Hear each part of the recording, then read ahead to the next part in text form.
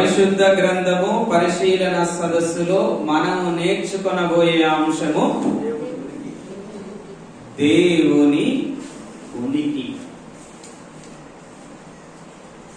దేవుడు తన ఉనికిని గురించి, తన ఉనికిని గూర్చి ఏమని చెప్పుకున్నాడు, ఏం చెప్పుకున్నాడు అన్నది ఈనాటి మన పరిశీలన. నాకు తెలిసినంత వరకు అయితే చాలా మందికి ఉనికి అన్న పదానికి అర్థమే తెలియదు అనుకుంటాను. చాలా మందికి ఉనికి ఏంటయ్యా, దేవుడు ఉనికిని గురించి చెప్పుకోవడం ఏంటయ్యా అని చాలా మంది అనుకొని ఉంటారు. దేవుడు చెప్పుకున్నాడా బైబిల్లో అంటే ఎస్, చెప్పుకున్నాడు. ఎవరికి తెలుస్తుంది అంటే ఆయనను వెదికేవారు, ఆయనను పరిశీలన చేసేవారు, దేవుణ్ణి అన్వేషించేవారు ఎవరైతే ఉన్నారో ఆయన జాడలు వారు కనుగొంటారు. దేవుడు కూడా ఆకాశములో నుండి అంట, కీర్తన 53వ కీర్తన 2వ వచనంలో, దేవుడు ఆకాశము నుండి నరులను పరిశీలన చేస్తున్నాడంట. ఏమిటికి? దేవుణ్ణి వెదుకువారు మనుషులలో ఒక్కరైనా ఉన్నారేమో అని. ఎవరిని వెతికేవారు? అసలు నన్ను వెతికేవారు ఒక్కరైనా ఉన్నారా? కోటాను కోట్ల మనుషులలో ఏ ఒక్క మనుషుడైనా నన్ను వెతుకుతున్నారా అంటే, వెతకటంలో ఏముండాలి? మళ్ళీ వివేకము అని అన్నాడు. వివేకము కలిగి నన్ను వెతుకువారు. వివేకం అంటే అర్థం ఏంటి? వివేకం అంటే అర్థం ఏంటంటే, ఆది కాండంలో దేవుడు రాయించాడు ఆదామవ్వలతోని. ఆ సంభాషణలో ఏమని? ఈ పండు తినవద్దు, ఈ పండు మంచిని గురించి చెడును గురించి వివేకమునిచ్చు. అది అంటే వివేకం అంటే అర్థం ఏంటంటే, మంచేదో చెడేదో ఆ రెండింటి మధ్య వ్యత్యాసాన్ని, వేరియేషన్ ని గుర్తించేదే వివేకం. దేవుడు ఆదామవ్వలతో ఏం చెప్పాడు? మంచి చెడుల తెలివినిచ్చు, వివేకమునిచ్చు పండు. అది వివేకం అంటే అర్థం ఏంటంటే, మంచేదో చెడేదో తెలుసుకోవటమే వివేకం. దేవుణ్ణి వెదకటంలో ఏముండాలి మనిషికి? అది వివేకము కలిగి నన్ను వెదుకువారు ఒక్కరైనా ఉన్నారేమో అని దేవుడు ఆకాశములో నుండి నరులను, అంటే దేవుణ్ణి వెదికేవారు ఉన్నారేమో కానీ ఏమి లేకుండా దేవుణ్ణి వెతుకుతున్నేవారు ఉన్నారు. నువ్వు అది దేవుణ్ణి వెదకంగానే సరిపోదు, దేవుణ్ణి వెదకటంలో ఏముండాలి? అది అంటే ఏది మంచి, ఏది దేవుడు, ఏది దేవుడు వివేకం ఉండాలి. దేవుణ్ణి వెదకటంలో వివేకం ఉండాలి.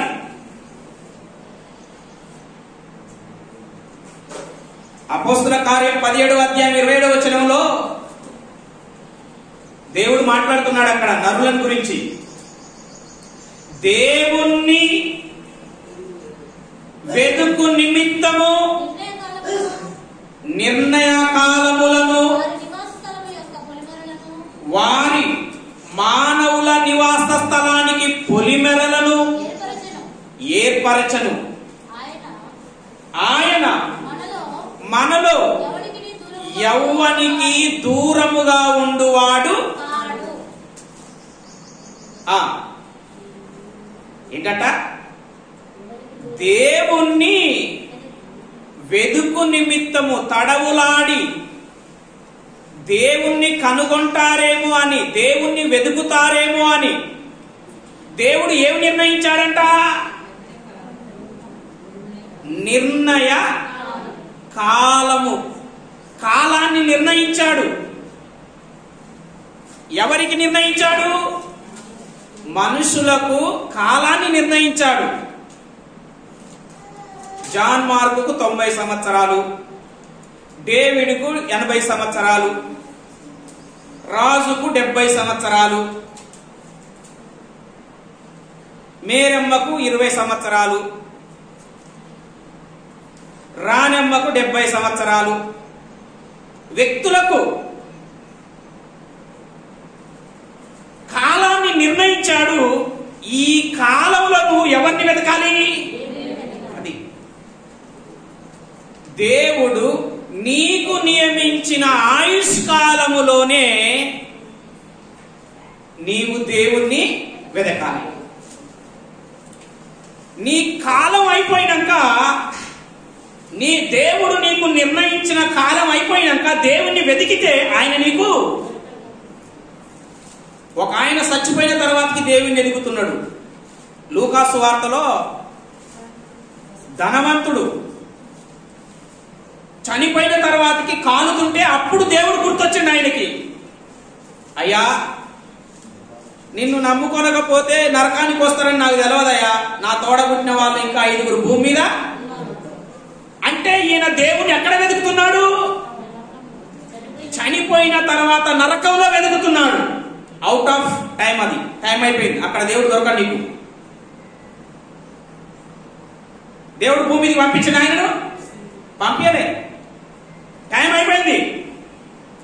దేవుడు నీకు నియమించిన ఆయుష్ కాలములోనే, నీకు నిర్ణయించిన జీవిత కాలములోనే దేవుణ్ణి నీవు తెలుసుకోవాలి, మరణం రాకముందే.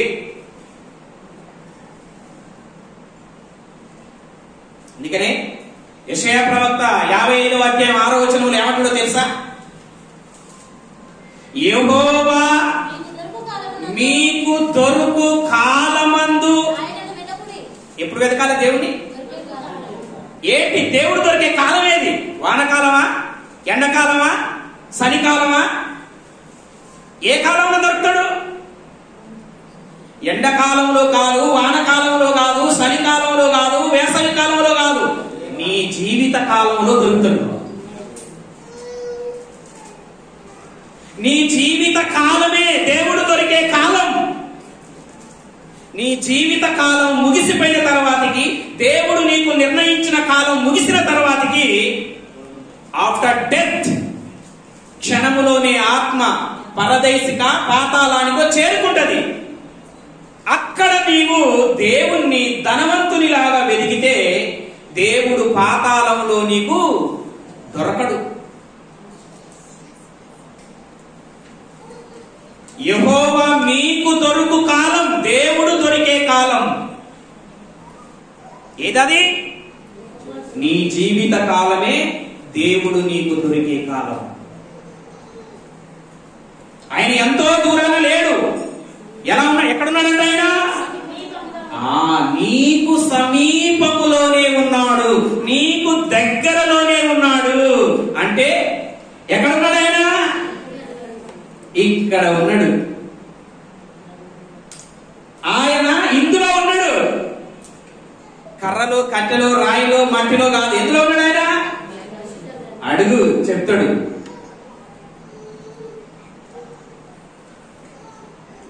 ఎలా వెతకాలి ఆయనను? ఇర్మియాతో అంటున్నాడు దేవుడు 29వ అధ్యాయం 13వ వచనంలో ఏమంటాడంటే, నన్ను వెదకండి. దేవుడు అంటున్నాడు మనుషులకు ఏంటంట? ఎవరు వెతకాలి? నరులకు దేవుడు చెబుతున్న మాట, మీరు నన్ను వెదకండి. ఎలా వెతకాలి? ఎలా వెతకాలి? పూర్ణ మనస్సుతో నా గురించి విచారణ చేయండి. విచారణ అంటే విచారణ ఎప్పుడు చేస్తాం? బస్ స్టేషన్లో, రైల్వే స్టేషన్లో, హాస్పిటళ్లలో ఏమిటది? విచారణ కోసం సంప్రదించండి. ఎంక్వైరీ డెస్క్ ఏముంటదమ్మా? ఎంక్వైరీ డెస్క్ ఉంటుంది. హాస్పిటల్లో వెళ్ళామనుకో, నీ పేషెంట్ ఎక్కడ ఉన్నాడో నీకు తెలియదు, లేకపోతే నీకు ఏం జబ్బు వచ్చిందో, ఏ డాక్టర్ని ఏ రూమ్ లో ఉంటాడో నీకు తెలియదు. అప్పుడు ఎక్కడికి వెళ్ళాలి నువ్వు? విచారణ కేంద్రం దగ్గరికి వెళ్ళాలి. అక్కడ ఉన్నాడు, మే ఐ హెల్ప్ యు అని బోర్డు పెట్టుకుంటాడు ఆయన. లేకపోతే నన్ను విచారించండి, లేకపోతే విచారణ కేంద్రం అని బోర్డు పెట్టుకుంటాడు. అప్పుడు నువ్వు అక్కడికి వెళ్ళి నీ డౌట్స్ అడిగితే ఆయన ఏం చేస్తాడు? క్లారిఫై చేస్తాడు. అయ్యా, లాస్ట్ బస్సు నల్గొండ నుంచి ఆగేకి ఎప్పుడు ఉంటుందయ్యా? విచారణ కేంద్రం అన్నాడు. ఎవరిని అడిగితే చెప్పడు. బస్ స్టాండ్ లో ఉన్న అడిగితే చెప్తాడా? రైల్వే స్టేషన్ లో ఉన్న చెప్తా చెప్తాడా? హాస్పిటల్లో ఎవరిని పడితే వాడిని అడిగితే సలహా చెప్తాడా? చెప్పడు. దేవుని గురించి పూర్ణమైన మనస్సుతో ఆయనను వెదకాలంట. ఆయనను గురించి నీవు ఏం చేయాలంట? విచారణ. అడిగి తెలుసుకోండి, విచారించండి. ఏది దేవుడు, ఎవరు దేవుడు, ఎలా దేవుడు, ఆయనను ఎలా పట్టుకోవాలి, ఎక్కడ దొరుకుతాడు, ఎలా ఉంటాడు, విచారించండి, అడగండి. ఎవరిని విచారించాలి? ఎవరిని అడగాలి? ఆయన అంటున్నాడు, నన్ను వెలుగువారు కలరేమో అని. ఆయన నరులను ఏం చేస్తున్నాడంట? దేవుని గురించి విచారించేవారు ఉన్నారండి మనుషులల్లా. దేవుని అయ్యా పరలోకం పోవాలంటే ఏంటి పాస్టర్ గారు అని ఎవరైనా విచారించే వాళ్ళు ఉంటారా? మా సంఘస్థులే 40 మంది ఉన్నారు. 5 4 వచ్చి వీడికి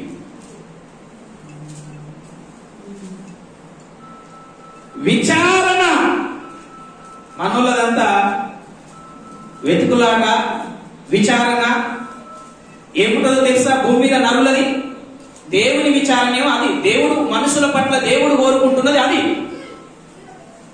కానీ మనుషులు దేన్ని వెతుకుతున్నారు, దేన్ని విచారిస్తున్నారు? మత్తయి సువార్త 6వ అధ్యాయంలో 25వ వచనంలో యేసుప్రభువు అంటున్నారు, ఏమి తిందుమా, ఏమి త్రాగుదుమా, ఏమి ధరించుకుంటామా? అసలు ఏం తినాలి, ఏం తాగాలి, ఎలాంటి వస్త్రాలు కట్టుకోవాలి, ఏ నగలు ధరించుకోవాలి? చూడండి మనుషుల స్వభావం, విచారణ. మీరు విచారించమని చెప్తున్నాడా? యేసుప్రభువు విచారించవద్దు వీటి గురించి అంటున్నాడా? చూసారా? అసలు దేని గురించి విచారించమని దేవుడు చెప్తున్నాడు, దాన్ని విచారించడం మానేసి దేని గురించి విచారించవద్దు అని దేవుడు చెప్తున్నాడు. వాటి మీదనే మనిషి యొక్క మనసు విచారణకు లోనైతుంది. లూకా సువార్తలో 17వ అధ్యాయం 26-28 వచనాలు అంటాడు. ఏమంటాడు? ఈ లోకపు జనులు తినుచు, త్రాగుచు, పెళ్లికిచ్చుకునుచు, పెళ్లాడుచు, నారు నాటుచు, పంటలు పండించుకొని ఏం చేస్తున్నారంట? చూడండి మనుషుల జీవన ఆలోచనలు, మనుషుల వెతుకులాట, మనుషుల ఆరాటం. తినడం, తాగడం, పెళ్లిలకిచ్చుకోవడం, క్రయ విక్రయాలు, నాటేసుకోవడం, వ్యవసాయం చేసుకోవడం. ఇంకా ఆలోచన చేసి ఏమంటారో తెలుసా? యెషయా గ్రంథం 22వ అధ్యాయం 13వ వచనంలో అంటాడు. ఏమంటాడు అక్కడ? ఈ రోజు వస్తే రేపటికి 2. సింపుల్ గా వదిలే డైలాగ్ ఏంటిది? ఈరోజు చేస్తే రేపటికి 2. ఏముందా, అంత సింపుల్ గా తీసేస్తారు. కాబట్టి ఏం చేయాలి? రేపు చచ్చిపోతాం కనుక గొర్రెలను కోసుకోవాలి, మేకలను కోసుకోవాలి, ఎడ్లను కోసుకోవాలి, తినాలి, తాగాలి, ఎంజాయ్ చేయాలి, ఉత్సాహించాలి. అక్కడే కదా యెషయా గ్రంథంలో 22వ అధ్యాయం ఇదేనా ఉంది అక్కడ. అంటే మనుషుల ఆలోచన చూడండి. యాకోబు పత్రిక 4వ అధ్యాయం 13వ వచనాన్ని చూస్తే అక్కడేముంటుందో తెలుసా? పట్టణానికి పోయి వ్యాపారం చేసి 10 రూపాయలు సంపాదించుకొని ప్రశాంతంగా బతుకుదాం. నీకు ప్రశాంతత వస్తుందా 10 రూపాయలతో? మనుషుల ఆలోచన చూడండి. ఈ రోజన్నా రేపన్నా ఆడుకోవాలి, పట్టణానికి పోవాలి. ఏం సంపాయాలి? వ్యాపారం చేసి 10 రూపాయలు సంపాయాలి. అంటే దేవుని ఆలోచన మనుషుల పట్ల ఎట్లా ఉన్నది, మనుషుల ఆలోచన దేవుని పట్ల చూడండి. దేవుని వెతికే వారు కూడా కనిపిస్తున్నారా? మనుషులు ఎక్కడ నిమగ్నమై ఉన్నారు? అందుకే వివేకం ఉండాలంట దేవుని వెతకటంలో. వివేకం అంటే ఏది మంచి ఏది చెడు. ఎందుకంటే ఈ లోకంలో తినడం, తాగడం, వస్త్రాలు ధరించుకోవడం, నగలు ధరించుకోవడం, నారు వేయడం, నారు నాటడం, వ్యవసాయం చేయడం, పెళ్లి తెచ్చుకోవడం, పెళ్లి ఆడటం, ఆవులు, ఎద్దులు, దున్నపోతులు, గొర్రెలు, మేకలు, కోళ్ళను, కుక్కలను కోసుకొని ఉత్సాహించటం. ఇది మంచా చెడా? ఎంతకాలం? మళ్ళా తినుకుంటా ఏమంటారంట వీళ్ళు? రేపు చచ్చిపోతాం కనుక సావక ముందే. చూసావా? అంటే చస్తాము, సచ్చితే ఎక్కడికి పోతామన్న ఆలోచన కూడా లేకుండా బ్రతుకుతున్నారండి మనుషులు. ఇది మనుషుల ధోరణి. నేను అనుకునేది నా చిన్నతనంలో ఏమనుకునేది? అసలు దేవుడు ఉన్నాడంటవా? ఎస్, దేవుడు ఉన్నాడు. దేవుడు ఎలా పుట్టాడు? ఎప్పుడు పుట్టాడు? ఎక్కడ పుట్టాడు? దేవుని కంటే ముందు ఏముంది? ఎవరున్నారు? దేవునిలో జీవం ఎలా ఉద్భవించింది? దేవునిలో జీవం ఉద్భవించడానికి కారణం ఎవరు? బాగా ఆలోచనలు వచ్చాయండి. మనల్ని దేవుడు పుట్టించిండు, భూమి మీద ఉన్న వాటిని దేవుడు పుట్టించిండు, దేవదూతని దేవుడు పుట్టించిండు. దేవుణ్ణి ఎవరు పుట్టించారు అని ఎప్పుడు ఆలోచన చేస్తుండేది చిన్నప్పుడు. మన సదస్సులో, ఈ యొక్క సదస్సులో మన అంశం ఏంటి? దేవుడు తన ఉనికిని గురించి ఏమని చెప్పుకున్నాడు. అసలు ఉనికి అన్న పదాన్ని మనం అర్థం చూద్దాం. ఏమని? ఉనికి అన్న పదం బైబిల్లో అర్థాన్ని చూద్దాం. ఉనికి అన్న పదానికి ఒక అర్థాన్ని చూద్దాం. అపోస్తల కార్యములు 17వ అధ్యాయం 28వ వచనాన్ని మనం ఆలోచన చేద్దాం.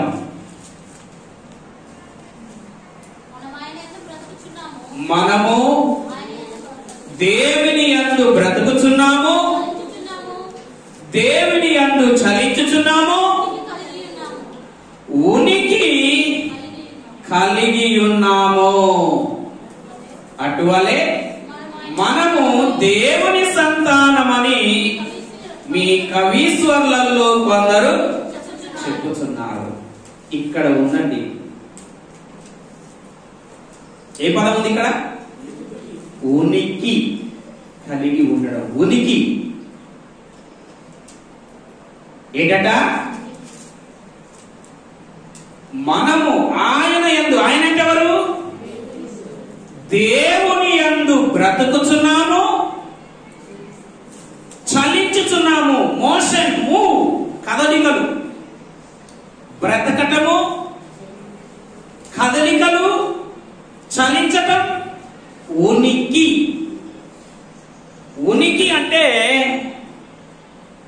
ఎగ్జిస్టెన్స్, ఇంగ్లీష్ లో అయితే ఎగ్జిస్టెన్స్, ఉనికి, మనుగడ, అస్తిత్వం. దీని అర్థాలు, ఉనికి అర్థాలు ఏంటి? మనుగడ, అస్తిత్వం, జీవముతో కూడిన స్థితి, జీవము కలిగి ఉండిన స్థితిని ఉనికి కలిగి ఉండటం అని అంటారు. మనము ఉనికి కలిగి ఉన్నాము, మనము బ్రతుకుతున్నాము, చలించుచున్నాము, మనము ఉనికి కలిగి ఉన్నాము. ఉనికి కలిగి ఉన్నామంటే అంటే జీవమును కలిగి కదులుతున్నాము, మనుగడ ఉంది. ఉనికి అంటే మనుగడ, మనుగడ అంటే జీవనము, బ్రతుకు. అస్తిత్వం అంటే తన ఉనికిని కలిగి ఉన్న స్థితిని అస్తిత్వం అంటారు. జీవము కలిగి ఉన్న స్థితిని ఎగ్జిస్టెన్స్. కదలికలు లేకపోతే నాన్ ఎగ్జిస్టెన్స్, ఉనికి లేకపోవడం, చలనం లేకపోవడం, కదలికలు లేకపోవడం. మన ఉనికికి, మన మనుగడకు, మన అస్తిత్వానికి మనం ఉనికి కలిగి ఉన్నామంటే కారణం ఎవరు? ఎవరమ్మా? అక్కడ ఏమనుంది? మనము ఆయన యందు బ్రతుకుతున్నాము, చలించుచున్నాము. అంటే మన ఉనికికి కారణం ఎవరు? దేవుడు. మన ఉనికికి మాత్రమే కాదు. ఆది కాండములోనికి వెళితే, ఆది కాండము 1వ అధ్యాయము 20వ వచనాన్ని చదివితే అక్కడ జలచరాశులు, జలములో ఉన్నటువంటి జీవులు. జలచరాశులు అంటే జలములో జీవులు, జీవరాశులు, జీవులు. 24వ వచనం చదివితే ఏముంటది అక్కడ? భూజంతువులలో ఏంటట? భూజంతువులు, జీవము కలిగినటువంటి ప్రతి ప్రాణి, ప్రతి మృగము, ప్రతి జంతువు, ప్రతి జీవరాశి. 1వ అధ్యాయంలోనే 11వ వచనం చూస్తే ప్రతి చెట్టు, ప్రతి మొక్క, ప్రతి వృక్షం, వాటిలో ఏముంది? ఉందా? చెట్టుకు జీవం ఉందా? మొక్కకు ప్రాణం ఉందా? ఉంది. ఆకాశములో వివరించే అటువంటి పక్షులలో ఉన్న జీవానికి, జలచరాశులలో ఉన్నటువంటి జీవానికి, భూజంతువులలో భూమి మీద జీవించే జీవరాశుల జీవానికి, భూమి మీద మొలిచే వృక్షాలు, మొక్కలు, మ్రానులు, వాటిలో ఉన్న జీవానికి, సకల జీవరాశుల జీవానికి, ఉనికికి మూలం, మూల కారణం ఎవరు? దేవుడు. సకల జీవరాశుల జీవానికి అంటే ఉనికికి మూలం ఎవరు? ఆయనను బట్టే కదా అన్ని కలిగింది. అందుకే ప్రకటన గ్రంథంలో ఏమంటారో తెలుసా? అయ్యా, సమస్తమును నిన్ను బట్టి, నీ కోసం, నీ చిత్తమును బట్టే మే అవి ఉన్నవి అని అంటాడు. అంటే ఆది కాండములో 2వ అధ్యాయంలోనే దేవుడైన యెహోవా నేల మట్టితో ఏం చేశాడు? ఉనికి కలిగిందా? బొమ్మను చేసినప్పుడు కదలికలు ఉన్నాయా? ఎగ్జిస్టెన్స్, ఉనికి, చలనం, జీవం కలిగిందా? లేదు. ఎప్పుడు? జీవాత్మ వానిలో ప్రవేశించినాక ఏమైపోయాడు? జీవించు ప్రాణి ఆయను. అంటే అర్థం ఏంటి? కేమ్ ఇన్ టు ఎగ్జిస్టెన్స్, ఉనికిలోనికి వచ్చాడు. ఆత్మ అతనిలో ప్రవేశించక మునుపు ఉలుకు పలుకు ఏది లేదు. ప్రవేశించిన తర్వాతకి జీవాత్మ బొమ్మలోనికి ప్రవేశించినాక బొమ్మ ఉనికిని కలిగినది కదా. ఆ జీవాత్మ పోగానే వెళ్ళిపోగానే వెంటనే మళ్ళా ఆ బొమ్మ ఏమైపోతుంది? కదలికలు ఉంటాయా? ప్రగడాల ప్రవీణ్ గారు రోడ్డు పక్కన పడేశారు, ఎన్ఫీల్డ్ రాయల్ బైక్ మీద పడ్డది, కదలికలు ఉన్నాయా? జీవాత్మ వెళ్ళిపోయింది, ఉనికి లేదు. ఆయనలోనైనా నేడు మనలో కూడా ఉనికిని దేవుడు ఎప్పుడు ప్రారంభిస్తున్నాడు? ఆదికాండం యోబు గ్రంథములో 10వ అధ్యాయం 8వ వచనము నుంచి 12వ వచనం మనం ఆలోచన చేస్తే, యోబు గ్రంథంలో దేవుని హస్తములు మనుషులకు మనకు అవయవ నిర్మాణము చేసి తల్లి గర్భములో రూపించి జిగట మన్నుగా తల్లి గర్భములో మాంసపు ముద్దగా ఉన్నప్పుడు దేవుడు నిన్ను నిర్మించి పాలు పోసినట్టు తండ్రి గర్భంలో నుంచి తల్లి గర్భంలోనికి నీవు ప్రవేశించి పేరబెట్టి ఒక జున్నుగడ్డగా చర్మంతోని మాంసంతోని ఎముకలతోని నరాలతోని బంధించి 12వ వచనంలో అది అమ్మ కడుపులో ఉన్న మాంసపు ముద్దకి జీవము లేదనుకో, ఏముండదు, చలనం ఉనికి ఉండదు. అప్పుడు డాక్టర్ గారు అంటారు పిండం కదలికలో లేదు. పాలు పోసినట్టు పోసాడు నాన్నలో నుంచి అమ్మలోనికి, పేరబెట్టాడు. ఆ ముద్దని ఏం చేస్తున్నాడంట? మంచి రూపంగా చేశాడు. నిన్నెలా చేసిండో నన్నెలా చేసిండో ఆ రూపాన్ని అంట ఎముకలు నరాలు మాంసం అంతా పెట్టి చర్మంతో కప్పిండట. దేని కప్పిండు? జీవాన్ని అందులో పెట్టి. జీవం ఎప్పుడైతే ఆ మాంసపు ముద్దలో ఆ పిండములో ప్రవేశించిందో ఆ పిండములో కదలికలు, ఉనికి స్టార్ట్ అయింది. ఉలికి పడడం, అమ్మ కడుపులో పిల్లలు ఉలికి పడడం తెలుసు కదా, తెలుసు కదా. ఉనికి కదలికలు లేకపోతే డాక్టర్ గారు అంటారమ్మా కదలికలు లేవమ్మా అంటారు. అంటే ఆదాము జీవము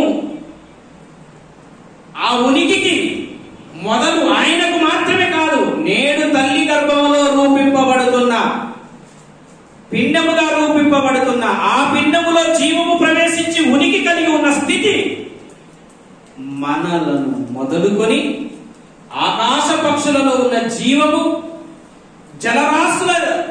జలరాశులలో ఉన్న జీవము, జంతువులలో భూజంతువులలో ఉన్న జీవము, వృక్షాలలో ఉన్న జీవము, ఈ జీవ ఉనికికి ఎవరు ఆధారం? ఆయనను బట్టి మనం ఉనికి కలిగి జంతువులైనా చేపలైనా పక్షులైనా మనం ఉనికి కలిగి ఉన్నామంటే ఎవరిని బట్టి? అంటే మన ఉనికికి దేవుడు కారణమైతే, ఈ ప్రకృతిలో ఉన్న ప్రతి జీవం యొక్క ఉనికికి దేవుడు కారణమైతే, దేవుని ఉనికికి ఎవరు కారణం? అది మన ప్రశ్న.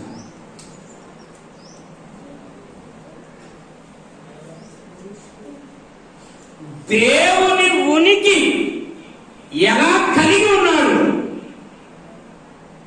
ఆయన ఉనికికి ఎలా ఉద్భవించింది, ఎలా, అది మనం తెలుసుకోవాల్సింది. నీ గురించి నా గురించి అంటే నేను ఎలా పుట్టాను ఎవరిని అడగాలి? అమ్మ నాన్న అడిగితే చెప్తారు. పక్షుల గురించి తెలవాలంటే పక్షులను అధ్యయనం చేసి ఎవడో ఒకటి శాస్త్రాన్ని రాసి ఆ శాస్త్రాన్ని చదివితే తెలిసిపోతుంది.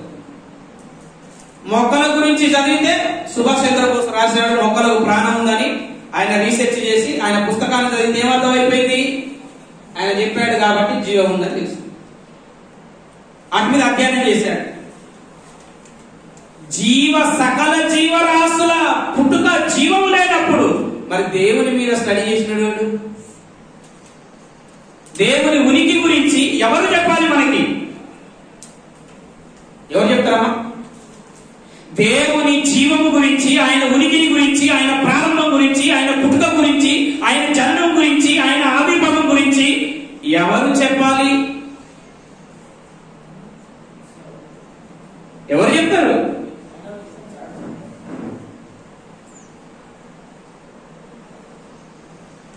రోమీయులకు రాసిన పత్రిక 1వ అధ్యాయము 19వ వచనం. ఎందుకనగా దేవుణ్ణి గురించి ఏంటంట? దేవుణ్ణి గురించి తెలియశక్యమైనదంటే అర్థం ఏంటి? మనం ఎప్పుడు చదువుతూనే ఉంటాం ఆ పదాన్ని, కానీ అర్థాలు తెలుసుకోం కొన్నింటికి మనం బైబిల్లో. కానీ చదవాలి కాబట్టి చదువుకుంటా పోతుంటాం. తెలియశక్యమైనది అంటే అర్థం ఏంటి? దేవుణ్ణి గురించి తెలియబడనిది ఏదో, దేవుని గురించి తెలియనిది ఏదో దానిని ఎవరు తెలియజేశారంట? దేవుడే తెలియపరిచాడు. మళ్ళా చదువుతా వినండి ఆ పాఠం. ఎందుకనగా దేవుణ్ణి గూర్చి తెలియబడనిది ఏదో, విశదపరచబడనిది ఏదో, తెలియనిది ఏదో, ఆ తెలియబడని దానిని మనుషుల మధ్య విశదమై ఉన్నది. ఎలా విశదమై ఉన్నదంటే దేవుడే దానిని వారికి, అది దేవుణ్ణి గురించి ఏది తెలియదనుకుంటున్నావో, ఆయన ఉనికి, ఆయన ప్రారంభం ఎలా కలిగింది అనుకుంటున్నావో, నీకు ఎవరు చెప్పుతారనుకుంటున్నారో, ఎవరు లేరు కనుక, దేవుడి కంటే ముందు ఎవరు లేరు కనుక. కాబట్టి దేవుడే మనుషులకు తన గురించి ఏం చేశాడంట? తెలియజేశాడు. ఫ్యాన్ గురించో, టీవీ గురించో, పారాసెటమాల్ టాబ్లెట్ల గురించో ఎవడో తయారు చేసినోడు చెప్తాడు ఆయన గురించి.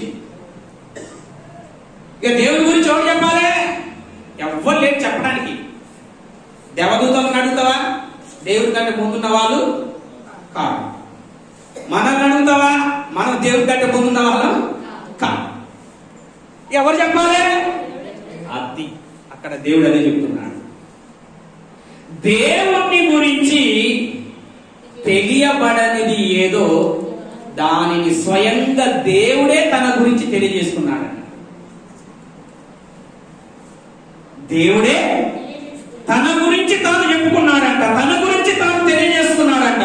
ఆయన ఉనికి, ఆయనలో జీవం ఎలా ప్రారంభమయ్యింది?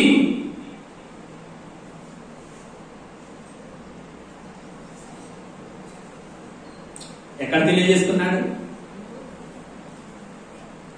ఎక్కడ తెలియజేశాడండి? ఎక్కడైనా తెలియజేశాడా దేవుడు? దేవుడు తన ఉనికిని గురించి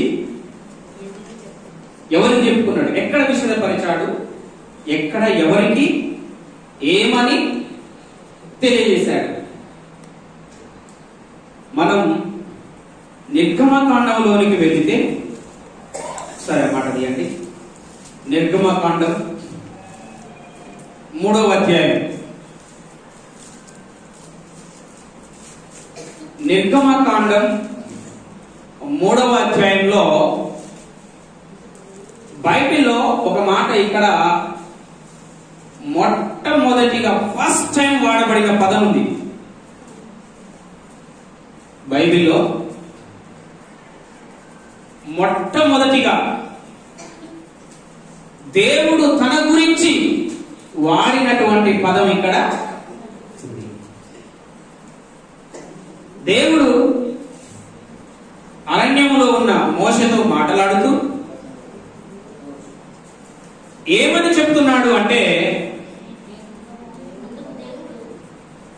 13వ వచనం నుంచి 15వ వచనం వరకు, మోషే చిత్తగించుము, నేను ఇశ్రాయేలీయుల యొద్దకు వెళ్ళి వారిని చూచి మీ పితరుల దేవుడు మీ యొద్దకు నన్ను పంపెనని వారితో చెప్పగా వారు ఆయన పేరేమని నన్ను అడిగితే వారికి నేను ఏమని చెప్పాలి?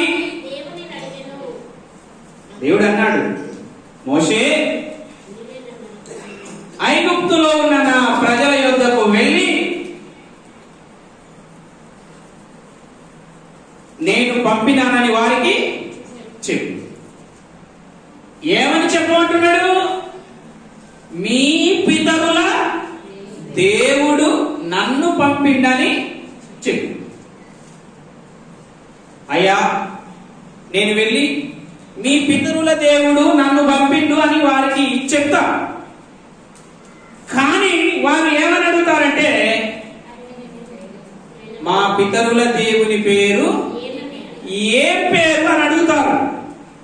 అప్పుడు నేను ఏం చెప్పాలి? ఈయన పేరేంటో పితరులకు తెలుసా? తెలుసా? తెలుసా? తెలియదా? అబ్రహాము ఇస్సాకు యాకోబుల దేవా. పితరుల దేవుడు పంపిడని ఐగుప్తులో ఉన్న ఇశ్రాయేలు దగ్గరికి పోయి చెప్పితే మా పితరుల దేవుని పేరు ఏం పేరు అని వాళ్ళు అడుగుతారు. నేను ఏం పేరు చెప్పాలి వాళ్ళకి?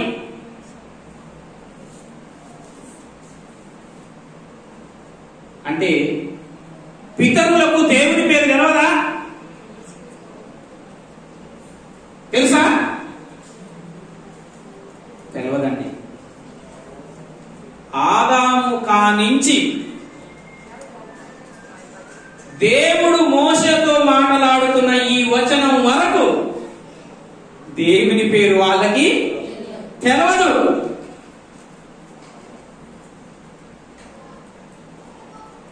తెలుసా? తెలియదు వాళ్ళకి.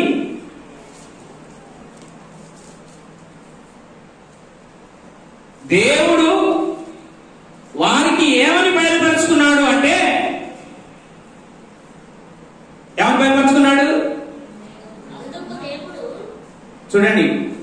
నిర్గమకాండం 6వ అధ్యాయం 2వ వచనాన్ని మనం ఆలోచన చేస్తే, దేవుడు మోషేతో ఇట్లని మాట్లాడుతున్నాడు.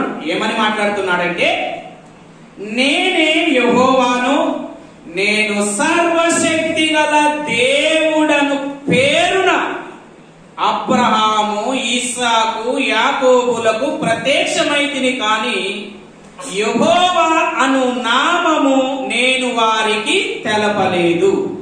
చదివారా వచనాన్ని? చదవండి. దేవుడు మోషేతో చెప్తున్నాడు, ఏమన్నాడు?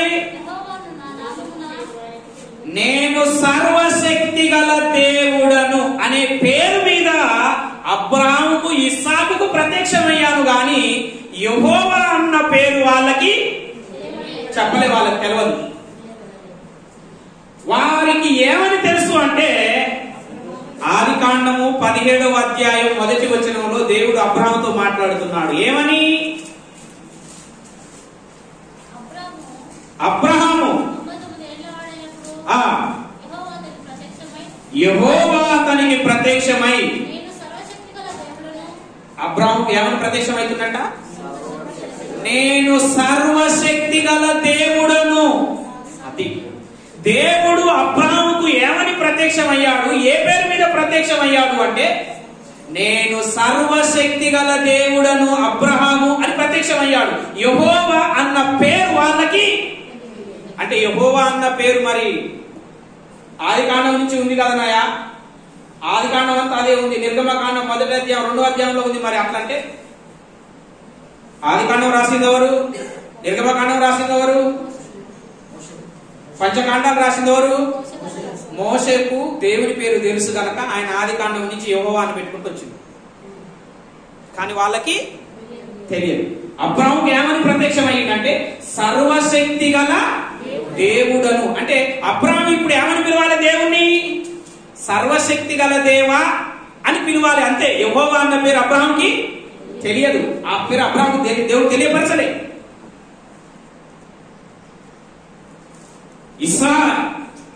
ఇస్సాకుకి ఏమని? ఆదికాండం 26వ అధ్యాయం 24వ వచనం. ఆదికాండము 26వ అధ్యాయం 24వ వచనం. ఆ రాత్రియే యెహోవా అతనికి ప్రత్యక్షమై, దేవుడు ఇస్సాకుతో మాట్లాడుతున్నా ఏమంటున్నాడు? నేను నీ తండ్రి అయిన అబ్రాహాము దేవుడని. నేను యెహోవాని అనొచ్చు కదా, అనలే. ఏమంటున్నాడు? నేను నీ తండ్రి అయిన అబ్రహాము దేవుడను అని మాట్లాడుతున్నాడు. యాకోబుకి ఏమని ప్రత్యక్షమయ్యాడు? ఆదికాండం 28వ అధ్యాయం 3వ వచనం. సర్వశక్తి గల దేవుడు ఎవరిని? నిన్ను ఆశీర్వదించి నీవు అనేక జనములకు. ఇస్సాకు యాకోబుకు చెప్తున్నాడు. ఇస్సాకు ఏమని చెప్తున్నాడు యాకోబుకు? సర్వశక్తి గల దేవుడు నిన్ను ఆశీర్వదిస్తాడు అని ఇస్సాకు తన కుమారుడైన యాకోబుకు చెప్తున్నాడు. 13వ వచనం చూడండి. మరి యెహోవా దానికి పైగా నిలిచి, నేను నీ తండ్రి అయిన అబ్రహాము దేవుడను ఇస్సాకు దేవుడనైనా. యెహోవా అన్న పదం మోషే యాడ్ చేశాడు. ఏమని తెలుసు? నీ తండ్రి అయిన అబ్రహాము దేవుడను ఇస్సాకు దేవుడను. అందుకనే క్రొత్త నిబంధనలో కూడా చాలా చోట్ల అబ్రహాము దేవుడు, ఇస్సాకు దేవుడు అంటే వ్యక్తులకు ఎందుకు మెన్షన్ చేశాడు అంటే, యెహోవా అన్న పేరు వాళ్ళకి ప్రకటన చెయ్యలేదు. యెహోవా అన్న పేరు వాళ్ళకి దేవుడు బయలుపరచలే. ఏమని బయలుపరచాడంటే, నేను సర్వశక్తి గల దేవుడునని అబ్రాహాముకు ప్రత్యక్షమయ్యాడు. అబ్రాహాము పోయినాక ఇస్సాకుకేమో నీ తండ్రి దేవుడినని ప్రత్యక్షమయ్యాడు. యాకోబుకేమో నీ పితరుల దేవుడైన అబ్రాహాము ఇస్సాకు దేవుడినని ప్రత్యక్షమయ్యాడు. యెహోవా అన్న పేరును వాళ్ళకి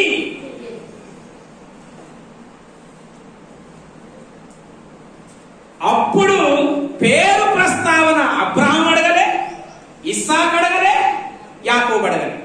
ఒక్కసారి యాకోబు అడిగాడు, నీ పేరు ఏమి అని అడిగాడు, కానీ చెప్పలేదు. దేవదూతను అడిగాడు, దేవుని అడిగాడు, చెప్పిండు ఆ పేరు. యాకోబు దేవునితో తెల్లవారు పోరాడిండు. తర్వాతకి యాకోబు పేరు అడిగిండు, చెప్పిండా దేవదూత? చెప్పలేదు. ఇక్కడ మోషే అడిగాడు, నేను వెళ్తా, నువ్వు పంపిస్తున్నావు, సరే నీ ప్రజలు నీ పేరు అడుగుతారు. అబ్రాహాము దేవుడు, ఇస్సాకు దేవుడు, యాకోబు దేవుడు మీ పితరుల దేవుడు పంపించిందని చెప్తా నేను పోయి. వాళ్ళు నీ పేరు అడిగితే నీ పేరు నేను వారికి ఏమని చెప్పాలి అని అన్నాడు. ఇక్కడే ఫస్ట్ హీబ్రూ బైబిల్లో యావే అన్న పదం వాడబడింది.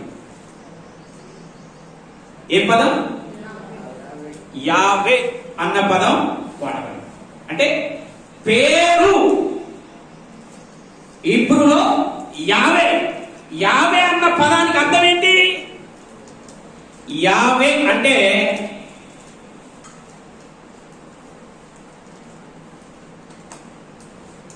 To exist, to be, I am. పేరు పేరన్న, నామమన్న. అక్కడ 3 చెప్పాడు. ఆ నిర్గమకాండంలోకి రండి, 3 విషయాల గురించి. నిర్గమకాండం 3వ అధ్యాయం 13వ వచనం, 14వ వచనం. అందుకు దేవుడు నేను ఉన్నవాడను అనువాడనై ఉన్నానని మోషేతో చెప్పెను. 1. 2. 15వ వచనం అంటాడు, నీ పితరుల దేవుడైన యెహోవా. యెహోవా అనగా అబ్రహాము దేవుడు, ఇస్సాకు దేవుడు, యాకోబు దేవుడైన యెహోవా. ఈ యెహోవా అన్న పేరే తరతరాలకు ఇది నా జ్ఞాపకార్థ నామం. ఇక్కడ 3 వాడబడినవి. 1 అబ్రహాము, ఇస్సాకు, యాకోబుల దేవుడు. ఇది దేవుడు ఇంతకు ముందు వాళ్ళకు తెలియజేశాడు. 2వది నేను ఉన్నవాడను అనువాడనై ఉన్నాను. నెక్స్ట్ ఏం పదం వాడాడంటే యెహోవా అనే పేరున జ్ఞాపకార్థం అన్నాడు. పేరన్న పైనేమో మోసే పేరు అడిగాడు, కిందనేమో ఇది నా యెహోవా అనేది నా జ్ఞాపకార్థ నామము. పేరన్న నామము అన్న ఒకటి పర్యాయ పదాలు. పేరన్న నామమన్న ఒకటే.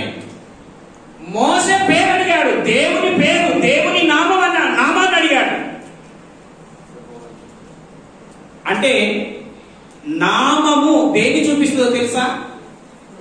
నామము అంటే అధికారాన్ని, గుణలక్షణాలను, మహిమను తెలియజేయడానికి, సూచించడానికి వాడేదే నామము. నామము అన్న పేరు అన్న అవి 2 ఒకటే. అవి గుణలక్షణాలను, అధికారాలను, మహిమను వ్యక్తపరచడానికి వాడే పేర్లు, నామాలు. ఇప్పుడు సిలువ మీది దొంగ అని ఉంది. బందిపోటు దొంగలు ఆయనతో పాటు సిలువ వేయబడిది అని ఉంది. వాళ్ళ పేరు లేదా?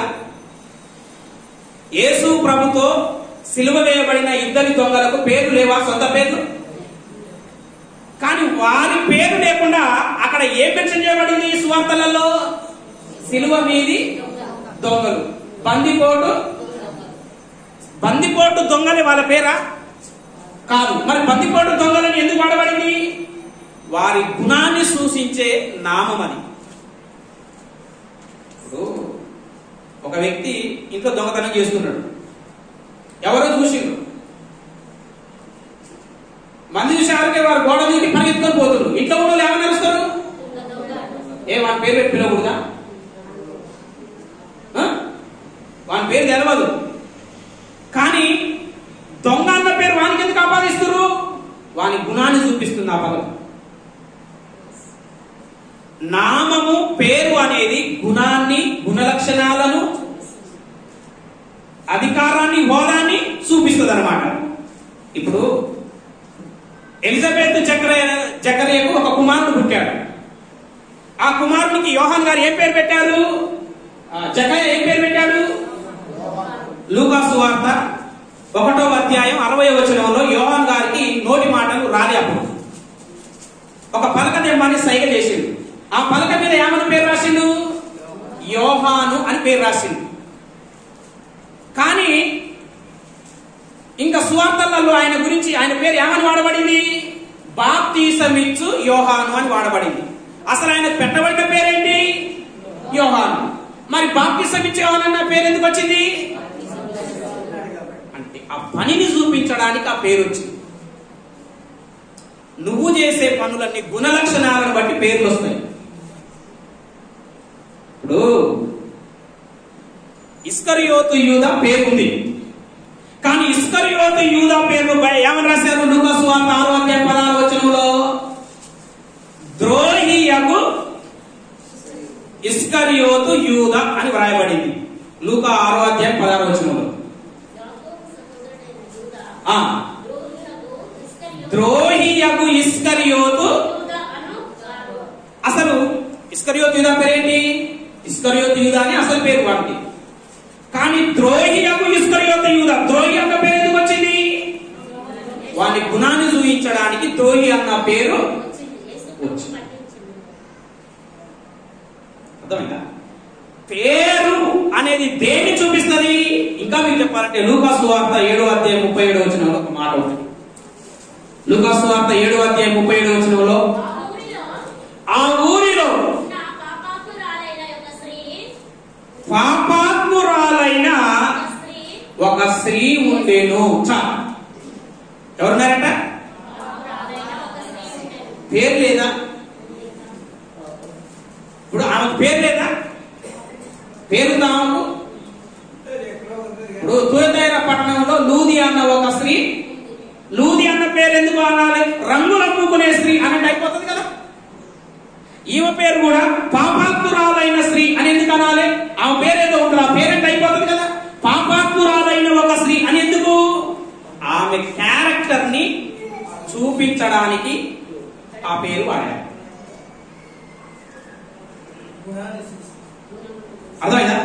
ఇంకా మీకు స్పష్టంగా అర్థం కావాలంటే మొదటి సమూయేలు గ్రంథం 25వ అధ్యాయం, మొదటి సమూయేలు గ్రంథం 25వ అధ్యాయం తీసారా? మొదటి సమూయేలు గ్రంథం 25వ అధ్యాయం 25వ వచనం నుంచి 28వ వచనం వరకు.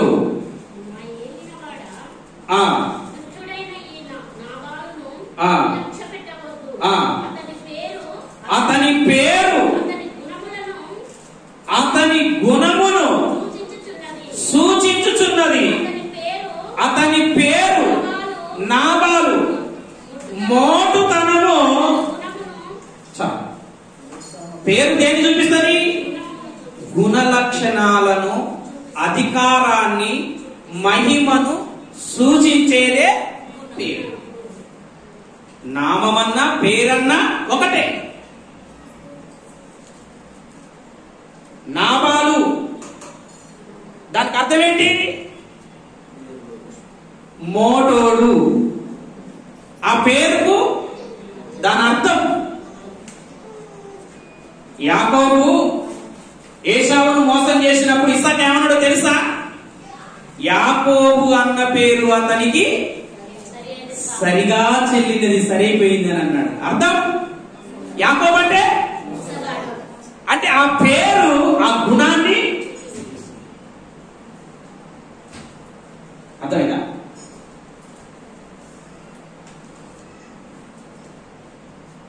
యోహాను సువార్త 17వ అధ్యాయం 26వ వచనంలో యేసుక్రీస్తు ప్రభువారు అంటారు, తండ్రి నీ నామమును వీరికి తెలియజేసి తిని ఇంకా తెలియజేస్తాను. చూసావా? యేసు ప్రభువారు అంటున్నారు ఏమని? తండ్రి నీ నామము, నామము అంటే నీ పేరును వాళ్ళకు తెలియజేస్తే ఇంకా తెలియజేస్తాను. అదేంటి? పేరు ఎన్నిసార్లు తెలియజేస్తారు? ఒక్కసారిగా పేరు తెలియజేసలేదు. అయ్యా నీ పేరు ఏం పేరు అయ్యా అంటే ఎన్నిసార్లు ఏం చెప్తారు? అయ్యా నా పేరు ఏస్తాను అయ్యా అని చెప్తావు. ఇంకా చెప్తాయా అంటే ఏం చెప్తావు? పేరు ఉండేది ఒకటే. అర్థమైందా? యేసుప్రభువారు ఏమంటున్నారు? తండ్రి నీ నామాన్ని వీరికి తెలియజేసిన ఇంకా తెలియజేస్తాను. అర్థం ఏంటి? నామము అంటే మహిమ, అధికారం, క్రియలు. పేరు ఒకసారి చెప్పినాక ఇంకా చెప్తాను వీడో రప్పించాడు అనుకుంటారు. ఇంకా తెలియజేస్తాను ఏది?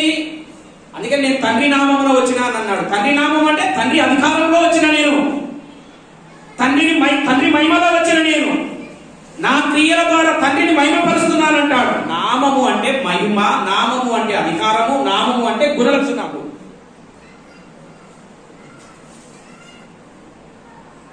ఇప్పుడు ఎందుకు చెప్పాను అంటే మోషే గారు దేవుణ్ణి ఏమడిగాడు? నీ పేరేంటి, నీ నామము ఏంటి. నీ పేరును బట్టి నీ గుణం డిసైడ్ అవుతుంది. నీ నేచర్, నీ స్వభావం, నీ మహిమ ఏంటో, నీ అధికారం ఏంటో, నీ గుణగణాలు అది అడుగుతున్నాడు మోషే. నీ పేరు ఏంటి అని అడుగుతున్నాడు. ఏం చెప్పాడు అప్పుడు దేవుడు?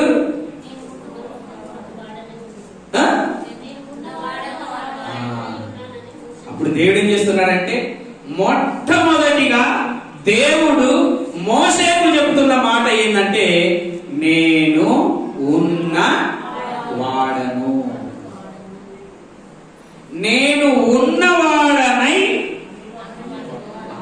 ఉండునను వాడు. ఇంగ్లీష్ లో ఐ యామ్, ఏకవచనం. నేను ఉన్నవాడను, ఉన్నవాడు మీ వద్దకు నన్ను పంపాడని నువ్వు వెళ్ళి చెప్పు. ఈ పదము హీబ్రూ బైబిల్లో వాళ్ళు ఉచ్చరించడానికే, ఈ పదాన్ని ఉచ్చరించడానికి ఇశ్రాయేలీయులు, యూదులు భయపడేది. ఈ పదాన్ని ఉచ్చరించడానికి మేము యోగ్యులం కామని ఈ పదానికి అనుసంధానం చేసుకొని యావే ఎలోయిం, యావే సబాయోత్, యావే రోయి, అడోనాయ్, ఎల్షెడాయ్ ఈ ఆడేదన్నమాట. డైరెక్ట్ గా యావే అన్న పదం ఉచ్చరించారు. మీరు బైబిల్లో ఎక్కడైనా చూడండి, నేను ఉన్నవాడను అని ఇక్కడ ఒక్కనే ఉంటది. ఏమన్నా ఇంకేమైనా ఉంటుందా? ఉంటదా? ఉండదు. నేను ఉన్నవాడు, నేను ఎవరినో తెలుసా? నేను ఉన్నవాడు. దీనికి ఇంగ్లీష్ లో అర్థం ఏంటంటే ఎగ్జిస్ట్ అయి ఉన్నవాణ్ణి. బీ ఉన్నాను, ఉనికి కలిగి ఉన్నాను, ఉనికి కలిగి ఉన్నాను. ఇంకొక మాట ఏమంటుందంటే, ఈ యావే అన్న పదానికి అర్థం ఏంటంటే బిగినింగ్ గాని ఎండింగ్ గాని ఈ పదంలో లేదు. అంటే ప్రారంభం అనేది, ముగింపు అనేది యావే అన్న ఉనికిలో, ఎగ్జిస్టెన్స్ లో లేదు. సెల్ఫ్ సఫిషియంట్ లైఫ్ అన్నమాట. అంటే స్వయం సమృద్ధి జీవం, స్వయం సమృద్ధి జీవం. అంటే ఈ జీవం ఇంకొకరి మీద ఆధారపడ్డ జీవము కాదు. ఈ జీవము ఇంకొకరి నుండి తెచ్చుకున్నటువంటి జీవము కాదు. ఈ జీవము ఇంకొకరి సహాయము చేత ఉనికిలోనికి వచ్చిన జీవం కాదు. స్వయం జీవిని అంటే నేను స్వయముగా ఉనికి కలిగి ఉన్నటువంటి వాడను, ఉన్న వాడను. ఇంకోటి ఏంటంటే రిమైనింగ్ అన్చేంజబుల్. రిమైనింగ్ అన్చేంజబుల్ అంటే ఎప్పటికీ నేను మారను. అంటే దేవుడు తన గురించి ఏమని చెప్పుకుంటున్నాడంటే, నేను ఉనికిలోనికి వచ్చిన వాడను కాను, జీవము నాకొకరు ఇచ్చింది కాదు, నేను పుట్టిన వాడిని కాను, కలగజేయబడిన వాడిని కాను, నేను ఉన్న వాడను. ఎవరికంటే? విశ్వము కంటే, పాతాళం, ఈ జీవులన్నిటికంటే ముందు దేవుడు ఉనికిని కలిగి ఉన్నాడు, జీవము కలిగి ఉన్నాడు. ఆ జీవము ఒక్కరి నుండి వచ్చినది కాదు. ఆ దేవుని దగ్గర ఉన్నటువంటి యేసుక్రీస్తే యోహాను సువార్త 1వ అధ్యాయం 1వ వచనములో ఆదియందు వాక్యము ఉండెను, వాక్యము దేవుని యొద్ద ఉండెను, వాక్యము 18వ వచనములో ఆ శరీరాన్ని ధరించుకొని యేసుక్రీస్తుగా భూమి మీదికి వచ్చాడు. భూమి మీదికి యేసుక్రీస్తు వస్తే యేసుక్రీస్తు ద్వారా తండ్రి మాట్లాడుతున్నాడు. ఎబ్రీయులకు రాసిన పత్రిక 1వ అధ్యాయం 1వ వచనంలో, పూర్వకాలములో నానా సమయాలలో నానా రీతులుగా మనుషులతో మాట్లాడిన దేవుడు ఈ పాత నిబంధన చివరి రోజులలో ఎవరితో మాట్లాడుతున్నాడంట? ఈ తన కుమారుడైన క్రీస్తుతో మాట్లాడుతున్నాడంట. దేవుడు క్రీస్తు ద్వారా మాట్లాడుతున్నాడంట మనతో. ఏమని మాట్లాడాడు? క్రీస్తు తండ్రి జీవం గురించి ఏమని చెప్పాడు? ఒకసారి చూడండి. యోహాను సువార్త 5వ అధ్యాయం 26వ వచనం. యోహాను సువార్త 5వ అధ్యాయం 26వ వచనం. ఏంటంట? యేసుక్రీస్తు చెప్తున్నాడు, తండ్రి తనంతటా తానే జీవము గలవాడై ఉన్నాడో అలాగే కుమారుడును తనంతట తానే జీవము గలవాడై ఉండుటకు కుమారునికి అధికారం అనుగ్రహించెను. ఇక్కడ మీరు ఒక విషయాన్ని ఆలోచన చేయాలి. తండ్రి తనంతట తానే, ఎవరు తండ్రి? తండ్రి అయిన దేవుడు. ఆయన అంతటా ఆయనే. ఇంకా ఆయనకు ఒకరు జీవాన్ని ప్రసాదించలే, ఇంకొకరు ఆయనకు జీవాన్ని ఇయ్యలే, ఇంకొకరు ఆయనకు జీవం పోయలే. మనకు జీవాన్ని ప్రసాదించిన వారు ఉన్నారు. తల్లి గర్భంలో, మట్టి బొమ్మలో, జలచరాస్తులలో, ఆకాశ పక్షులలో, మొక్కలలో, వృక్షాలలో జీవం ప్రసాదించిన వాళ్ళు ఉన్నారు. మరి తండ్రిలోనికి జీవాన్ని ఎవరు ప్రసాదించారంట? దేవునిలోనికి. ఎవరు? యేసుక్రీస్తు ప్రభువారు. తనంతట తానే జీవము కలిగిన వాడు, ఇంకొకరు జీవం ఆయనకి ఇవ్వలేదు. అసలు దేవుడు ఎలా పుట్టాడు? దేవునికి జీవం ఎలా వచ్చింది? దేవుడు ఎలా ఉనికిలోనికి వచ్చాడు? దేవుడు ఎలా మనగడలోనికి వచ్చాడు? దేవుడు తన అస్తిత్వంలోనికి ఎలా వచ్చాడు? అంటే దేవుడు జీవంలోనికి ఎలా వచ్చాడంటే జీవం ఇంకొకరు ఆయనకి ఇవ్వలే. ఆయన అంతటా ఆయనే జీవము గలవాడు కనుక మోషేకి ఏమని చెప్తున్నాడంటే, నేను ఉన్న వాణ్ణి, నన్ను ఎవరు పుట్టించలేదు, నన్ను ఎవరు కనలేదు, నన్ను ఎవరు పుట్టించలేదు, నన్ను ఎవరు కనలేదు, ఇంకొకరి సహాయాన్ని తీసుకొని నేను జీవాన్ని పోసుకోలేదు. అర్థమైందా? యేసుక్రీస్తు చెప్తున్నాడు. యేసుక్రీస్తు ఎక్కడ ఉన్నాడు? ఎక్కడి నుండి వచ్చాడు? ఈయన తండ్రి దగ్గర ఉండి శరీరాన్ని ధరించుకొని భూమి మీదకి వచ్చాడు. తండ్రి జీవం గురించి క్రీస్తు చెప్తున్నాడు. ఏమని? తండ్రికి ఎవరైనా ఇచ్చిన జీవం? ఆయన స్వయం జీవి, సెల్ఫ్ ఇండిపెండెంట్ ఎగ్జిస్టెన్స్. అంటే స్వయంగా స్వతంత్రంగా జీవం కలిగిన వాడు గాని ఇంకొకరు జీవం ఆయనకు ప్రసాదం. దేవుడు తన ఉనికి, అంటే ఆయన ఆవిర్భావం, ఆయన పుట్టుక, జననం అన్న పదం కూడా దేవునికి వాడకూడదు. దేవుని పుట్టుక, దేవుని జననం, దేవుని ఆవిర్భావం అన్న పదం కూడా దేవునికి వాడకూడదు. ఎందుకు? ఆయన చెప్పుకున్నాడు ఏమని? నేను ఉన్న వాడను. మీకు ఇంగ్లీష్ సెంటెన్సెస్ తెలిస్తే ఐ యామ్, ఐ యామ్ అంటే ప్రెజెంట్ టెన్స్, ఐ యామ్ అంటే ఐ అంటే నేను, యామ్ అంటే ఉన్నాను. యాముకు పాస్ట్ వాస్, యాముకు ఫ్యూచర్ విల్లు సెల్లు. కానీ ఇక్కడ ఏమన్నాడు? ఐ యామ్, నేను ఉన్నాను. అంటే నేను పుట్ట అందరు పుట్టారు. జలచరాస్తులు పుట్టాయి, భూజంతువులు పుట్టాయి, ఆకాశ పక్షులు పుట్టాయి, భూమి మీద మనుషులు పుట్టారు, చెట్లు పుట్టాయి. కానీ నేను మాత్రం నేను ఉన్నాను. మనం పుట్టినోళ్ళం, ఆయన ఉన్నవాడు. ఉన్నవానిలో నుంచి జీవాలు పుట్టినాయి. అర్థమైందా? ఆయన తన ఉనికి గురించి చెప్తున్నాడు. కొంతమందికి ప్రశ్నలు వస్తాయి.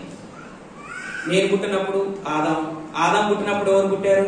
దేవదూతలు పుట్టినప్పుడు దేవుడు. మరి దేవుడు ఎలా పుట్టాడు?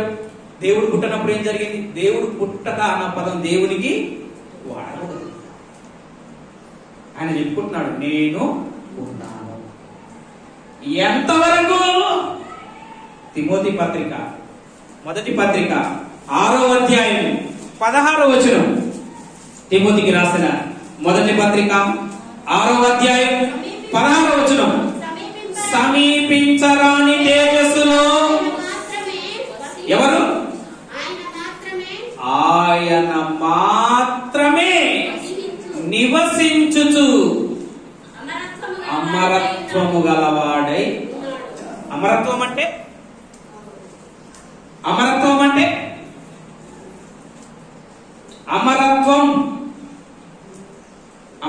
అర్థమైందయ్యా? అమరవీరుడు అంటే చనిపోయినవాడా?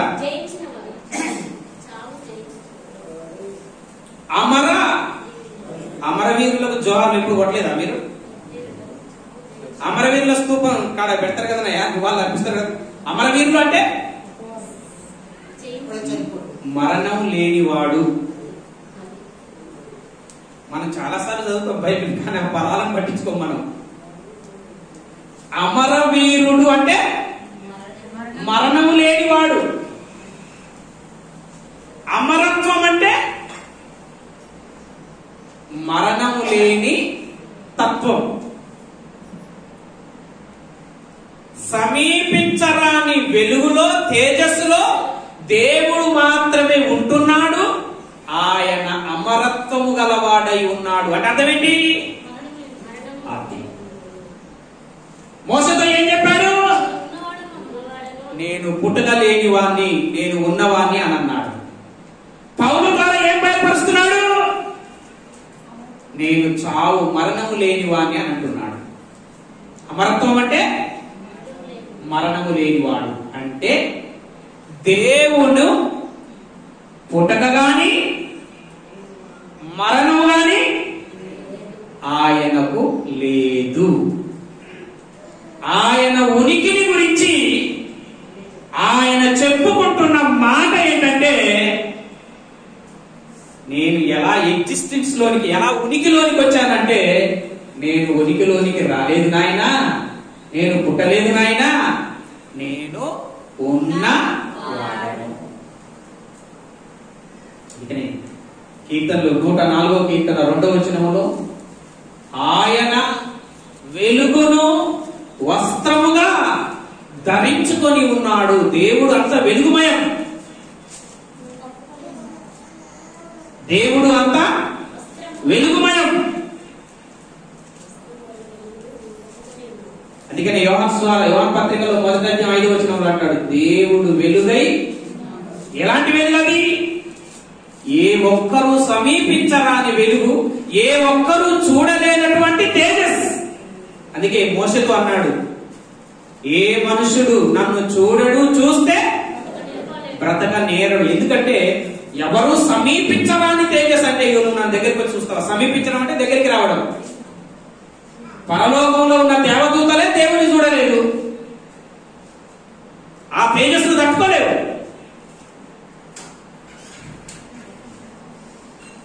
అలాంటి తేజస్ కలిగిన వాడు దేవుడు.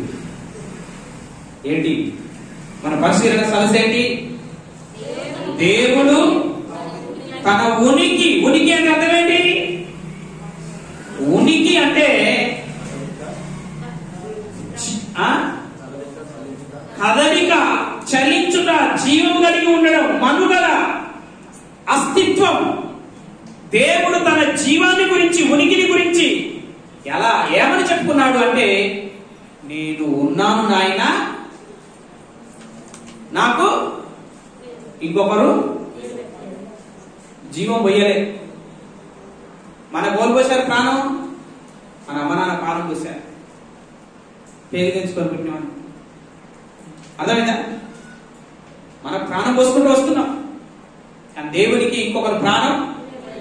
అది నేను ఉన్నాను అని దేవుడు మోషేకు చెప్పాడు. తర్వాత కిందికి వచ్చే వారికి యెహోవా అన్న నామము ఇది తరతరాలకు ఇదే నా నామం, నన్ను జ్ఞాపకం చేసుకోవడానికి ఈ నామం వాడండి అని చెప్పాడు. ఆ మోషకు చెప్పిండు కనుక, మోషకు యెహోవా అన్న నామం తెలుసు కనుక ఆది కాండం ఆయన రాసేటప్పుడు దేవుని సందర్భం వచ్చినప్పుడల్లా యెహోవా అన్న పేరు మోషే పెట్టిండు. అబ్రాహాం పెట్టలే, ఇస్సాకు పెట్టలే, యాకోబు పెట్టలే. గ్రంథకర్త మోషే కాబట్టి మోషే పెట్టిండు దేవుని ప్లేస్ లో యెహోవా అని. అంతకుముందు యెహోవా అన్న పదం వారికి తెలియదు. కాబట్టి దేవుని ఉనికిని, అందుకనే అక్కడ మోషే చెప్తాడు, అయ్యా నీ నామాన్ని ప్రకటించయ్యా, చూపించయ్యా అంటే నా నామాన్ని నేను చెప్తున్నాను, ప్రకటిస్తున్నానని ఏమంటాడు? యెహోవా కనికరము గలవాడు, కృప గలవాడు, దయా శాంతి గలవాడు, నా నామాన్ని ప్రకటిస్తున్నానని ఆయన చెప్తాడు. ఇవన్నీ ఏంటి? కనికరం, కృప, దయ, జాలి, ప్రేమ, ఏంటి గుణలక్షణాలు ఆయన పేరు. ఇవన్నీ ప్రేమ గలవాడు, ఆయన చాలా ప్రేమ గలవాడయ్యా అని అంటారు. ఆయన పేరు ప్రేమ గలవాడు, ఆయన పేరు లేదా? ఉంది. ఆయన గుణం చూపించడానికి ఆ పదం వాడుతున్నాం అన్నమాట. దేవుడు చాలా పేర్లు అట్లా వాడాడు అన్నమాట. కాబట్టి దేవుడు తన జీవమును గురించి మోషేకు బయలుపరిచాడు, అమరత్వం గురించి పౌలు ద్వారా తిమోతి పత్రికలో బయలుపరిచాడు. దేవునికి పుట్టుక లేదు, ఆయన ఉన్నవాడు, తర్వాతికి ఆయన ముగింపు లేదు, అమరత్వం గలవాడు అంటే మరణము లేని తత్వం, మరణము లేని క్యారెక్టర్ ఆయన, మరణం లేదనేది. ఆయన ఎప్పుడు అలా ఉంటాడు, మనమే మారుతూ ఉంటాం. దేవుడు తన గురించి బైబిల్ విషదపరుచుకున్నటువంటి